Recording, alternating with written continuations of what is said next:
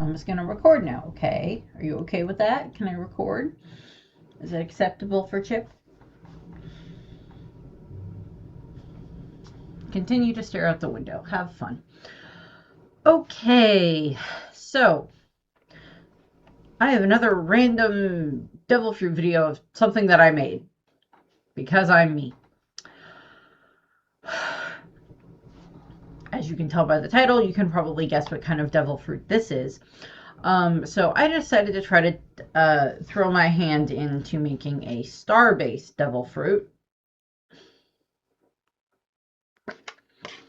I like how the beads turned out. So I was like kind of trying to figure out like, okay, well, what, it's like, well, I wanted to make a Logia. So this version of the star fruit is a Logia. To be clear, there are several other variations of fan-made star-type devil fruits out there. I have linked several of them in the description, along with several of the other videos that I watched in order to have a rough idea of how I wanted this devil fruit to work.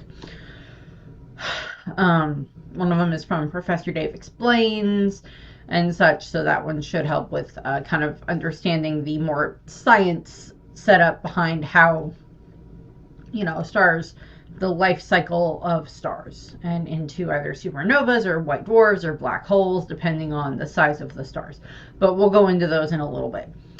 But so I was trying to figure out a way of doing another Logia. I kind of did the glass Logia a little while ago, and I wanted to do another one since I've done a lot of, Paramecia, and I've done a lot of Zoan, so I wanted to do another, Logia.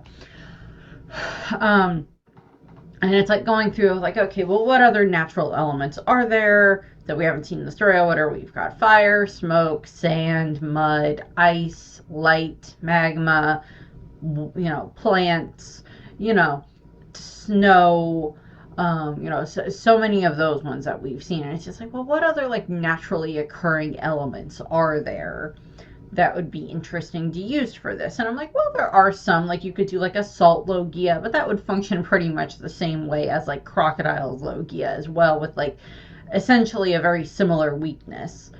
I was trying to think of like other naturally occurring things, and I'm like, well, those kind of fall under that same category. I mean, like, an iron devil fruit that's a Logia, would make sense because that's like a naturally occurring element. Just look at a lot of the elements on the periodic table, would give you a fair amount of, ones that you could try to work with. You have like the gas Logia that you have like with Caesar and stuff like that. And I'm like, well, the periodic table is a decent jumping off point, but I'm like, where do all of those naturally occurring materials come from? And I'm like, well, if you go back far enough, essentially they all came from like the matter made from stars. How, when stars are going through their life cycles and then all the way up until they, go supernova or whatever, they will end up making all of these various types of naturally occurring elements that then end up getting shot out into the universe and then recollected into other stars, into planets and asteroids and comets and stuff like that. And then eventually, like, they end up in, like, how they end up in Earth. How they end up in other planets, including, Earth. And kind of in us, too. In regards to the fact that our body does require other elements to survive, types of minerals and stuff like that to survive. So, it kind of goes through that. So I'm like, okay, well, let's do a star-based Logia. And so that would be, just a Hoshi no Mi. And I was like, okay, so we'll make it a Logia, star fruit. I was like, well, looking at some of the colors that go into stars, and I'm like, okay. And then I decided to go with like an orange star-shaped devil fruit with like a blue swirl, because like blue is one of the colors that stars go through, and like a white center to represent, the white dwarf. And then, it has like, the other two branches are like represented in the stem, with like one being, a black circle that is, like representing the black hole. And then the red one represents like a star going supernova at the end of its life. So I kind of, I did that. is like where the design came from, and then goes into, and then trying to figure out, okay, what kind of powers would it give you? And I kind of like started off with the power system first, for trying to figure out how that would work. And kind of what I ended up figuring out is that, yes, it gives you the basic intangibility that you get with being a Logia, as long as you're not fighting against someone who is using Hockey in the attacks. You have like the basic intangibility, or kind of, nullification ability of someone hitting you, like, when someone tries to hit Crocodile or Ace or something like that. The attack just goes right through them, or it doesn't do anything because they're, an element. They don't get affected that way unless they're fighting someone who uses Hockey, which of course we see later on. And then, so you would have that basic ability that goes there, but then stuff that more goes into the star-based abilities. And in that regard, it was like, okay, well, they would be able to put their physical body through like the life cycle of a star.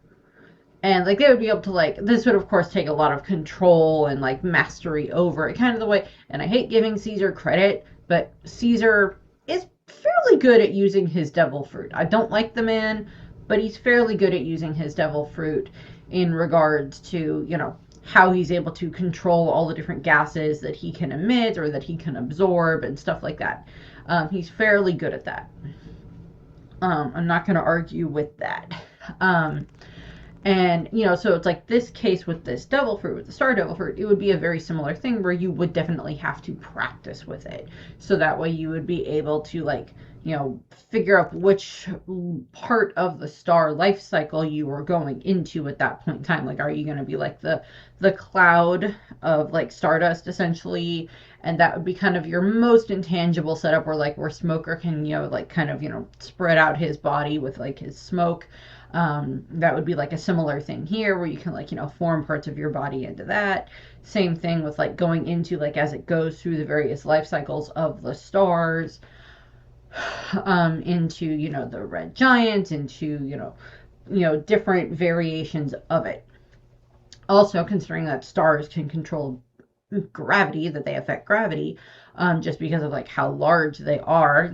Our sun itself is a star, and it affects our gravity because Earth and the rest of the galaxy, or the rest of our solar system, is stuck in the gravitational field of our sun. And so you would have to learn how to control that. I would assume, I would kind of give it that you have like some bits of ability to manipulate gravity, not anywhere on the level of like what Fujitora can do, but something along the lines of, manipulating like your own gravity, of making yourself heavier, in regards to that, because of course stars are very, very dense in what they are able to do. Very dense in like their composition. They are very dense, and particularly as they go through their life cycle, they, build up more and more types of elements inside of them that then get exploded out when they go supernova. Again, if you want a slightly better, much better, not slightly better, much better explanation of this, there will be a link in the description to Professor Dave Explains, talking about stars, and the life cycles that they go through. So essentially, like, you would be able to do that. Like, yeah, you would have basic manipulation over mostly your own gravity, like being able to, like, make yourself much heavier and stuff like that based on like what part of the life cycle of the star that you're in, things like that. Be able to affect some of the gravitation around you, like maybe affect the gravitation of like, like small objects and stuff like that. Like, someone shoots bullets at you, you can either, deflect the bullets a bit with the gravity, or at least warp your gravity enough that the bullets just go around you, or around, something else, depending on what you're trying to do with it. So those was like kind of where that would go. And again, you would have to very much learn how to control this devil fruit. It's not like I'm just gonna, like, I'm just gonna be like the basic idiot with a Logia, the way that, that Caribou is. Whereas with this case, it's just like, oh yeah, no, this is very much, you know, you have to learn how to control this devil fruit. You want to become like a master of this type of devil fruit. So that way you would be able to, you know, use it to the best of your ability, which just seems like a wise decision anyway, no matter what type of devil fruit you end up with. It's just like, what are creative ways I can use this devil fruit? I always point to Cracker for this because he is given a devil fruit that literally allows him to summon biscuits. And then he's like, okay, how can I make that work to the best of my ability? And the man does, so I'm not going to argue with that. You know, all that type of stuff. So, some other things. Yes, there are real star fruits in our world. They don't turn you into a star. They're just fruits that happen to be star-shaped. So those are real. This also kind of comes out a little bit of like, you know, Kingdom Hearts type stuff because I'm a Kingdom Hearts nerd. And they have the star fruits in Kingdom Hearts that, according to legend, if two people share one, they will remain a part of each other's lives forever. So it's, you know, kind of like, you know, that, you know, connecting them.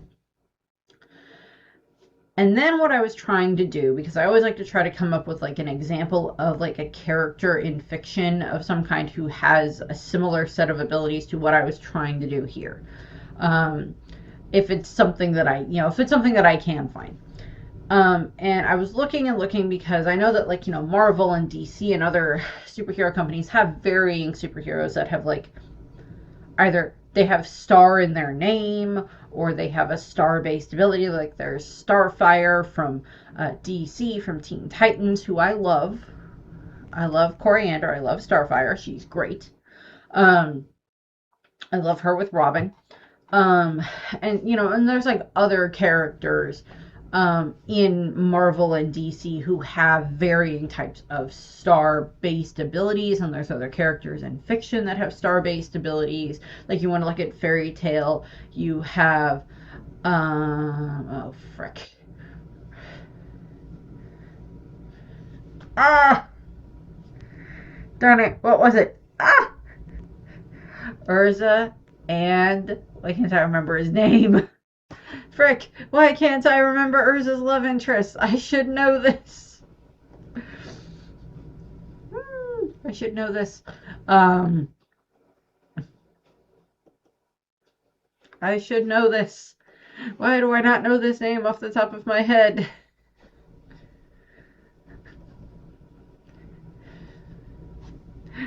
Jalal, my name, I'm an idiot. Like with Jalal, like he has the ability to manipulate, you know, star energy and stuff like that. Not so much him, you know, being able to like turn himself into a star, but he can control like celestial magic. But that's not what I was going for with this. You know, there's lots of other characters that have like celestial based powers and such like that. And again, those are not bad. Some of the devil fruit variations that I saw for this kind of allow you to do that, but that wasn't what I was going for. So I was like looking and looking, and I did find a character who kind of fits what I was trying to do for this. And that is Firestar, not to be confused with Starfire, but Firestar from Marvel. And I'm not super familiar with her. I've seen her a few times in other things, but I'm not overly familiar with her. She came out in like 1986, and she's like was originally part of like Spider-Man and His Amazing Friends. It's kind of where she first shows up. Her you know, human identity is Angelica or Angel Jones, and you know, she has, you know, star-based abilities. And she had the closest thing that I could find to what I was trying to show here, where her abilities are literally or not literally, but seem to be fairly based on like the life cycle of a star. So she has like nuclear fission manipulation, weak force radiation, microwave energy generation and manipulation, electromagnetic signature detection, psionic disruption, heat emission, flight, where she has those types of abilities because those are things that are manipulated based on what she can do with her powers as having, you know, powers from a star. And I kind of thought that those were the closest thing I was going to find to what I wanted to show for what this thing would allow you to do. So she's essentially kind of like the basis of it, I guess.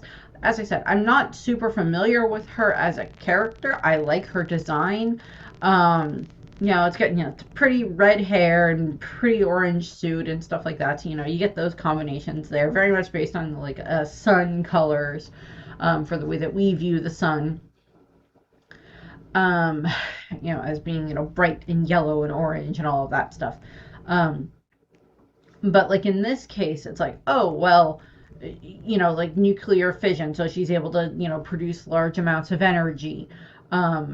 She can produce, microwave, microwave energy generation and manipulation. So she would be able to control those types of energy, heat emission. So like again, being a star means that you generate a huge amount of heat. Depending on what you're trying to do with it, would kind of go into the realm of like lots of the other heat-based devil fruits that are in One Piece. You have Ace and you have Oven, who have the canonical ones, and then you have various other non-canon heat-based devil fruits that get brought in, and a lot of that type of stuff. So it would be something very similar to that, where you are able to generate heat. And, flight, of course, give someone else the ability to fly, no argument there. That would be more probably similar to like how like jet propulsion works, and the fact that you're able to give off a huge amount of force, energy pumping out through like your feet or whatever to allow you to fly in that regard. More like propulsion of flight as opposed to like actually flying the way that like Superman can fly. Nothing against Superman, it's just not quite the same thing. So, it kind of goes into that stuff. So it was like I was trying to find a character that kind of fit for that, and she was the closest thing I could find. So I decided to go with her. So a little bit more back to like the science side of things. There are about 7 main stages of that a star goes through in its lifetime. You have the giant gas cloud, which is of course how all stars originally start out, and then they collapse in on themselves because the gravity buildup of the molecules. And depending on how big those are, that results in how the type of star that it will turn into. Where did I put that example chart? You would have, you have this, the nebula where it comes from, where it's forming out of, and then it will turn either into like an average star, which would then turn into a red giant, which would then turn into a planetary nebula, which would then turn into a white dwarf. And then you would have, on the other hand, on the other branch of that, you would have like a massive star that would turn into a red supergiant, that would turn into a supernova, and then would either turn into a neutron star or a black hole. So in the case of like the black hole stuff, that's getting into kind of what would delve a little bit more into like what Blackbeard is capable of with his devil fruit. Also a Logia, the darkness Logia that we have seen, and he does have an ability that is, based on a black hole where it like sucks in anything that's around it. We see him use that against, Ace on Bonaro Island, back when they fight. But, it's like similar things to that, where like, and like the black hole would probably be something that like the person who has this devil fruit probably wouldn't necessarily want to go into very often, because it might be something that like that's the form that maybe takes the most out of them, simply because of the fact of it is like, the forms of like the death of the star are the ones that would take like probably the most out of them. So I kind of wanted to, that's probably the one that they want to use the least. Or those variations are what they want to use the least of, depending on such. But like I like that idea of like it kind of delves into that range, but not 100% the same thing as what Blackbeard does. But like I kind of wanted to show that there. I kind of thought those were like an interesting concept there, for like how that would work. But so that's what I have. Don't really have too much else that I wanted to do. I really love stars and I love astronomy. Astrology is fun too, but I prefer astronomy. I like science, and I wanted to find something that was, kind of, that would be like a devil fruit that would be very like science based in like how it would work. I know Oda doesn't always follow those rules when it comes to the devil fruits, which is fair. It's his story. But I wanted to try something. I've done, haven't done that many Logias. I've done like one other, and that was the glass Logia. but there's not that many other naturally occurring elements out there. Um, that like Oda either hasn't already used. He's done the basics of like ice and fire and light and sand and stuff like that, earth, um, stuff like that. So it will be interesting to see. I don't know if he'd ever end up making a star-based devil fruit. That would be an interesting power for a character to have, but I don't know. No idea. We'll have to wait and see what happens. But that's what I have here for this video. I thank you very much for watching, and I hope you have a nice rest of your day. Bye.